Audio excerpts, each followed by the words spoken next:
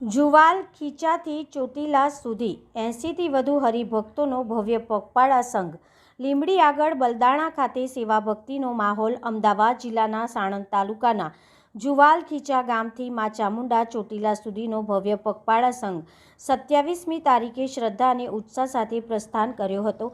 આ સંઘમાં 80થી વધુ હરિભક્તો જોડાયા હતા અને ભક્તિમય વાતાવરણમાં જય માતાજીના જયઘોષ સાથે યાત્રા શરૂ થઈ હતી।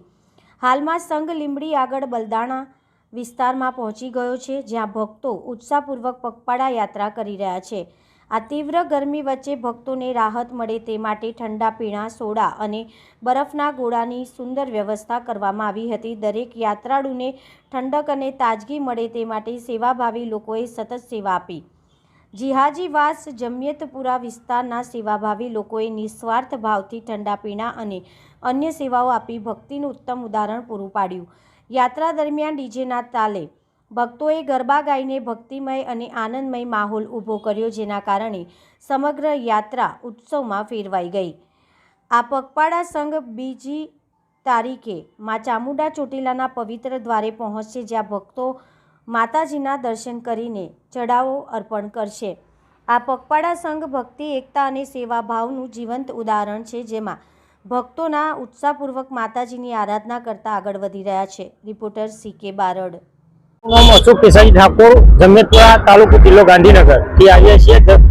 જમિયતપુરાથી ચોટીલા પગપાળા યાત્રા સંઘમાં જઈએ છીએ અને આ સેવા કરતા રહીએ છીએ ઠંડા પીણાની। અમે લગભગ 80 માણસ છે। જમિયતપુરાથી ચોટીલા અત્યારે અમે લીંબડી પેલી બાજુ પહોંચ્યા। મારું નામ કિશન સોલંકી છે। હું ચિયારાથી આવીને આવું છું। કાલે આવ્યો હતો, આજે આટલે પહોંચ્યો છું। એક દિવસમાં મેં 1.5 દિવસમાં આટલું આવ્યો છું। ચિયારાથી આવ્યો છું અને સોરે હારીને જઉં છું પગપાળ।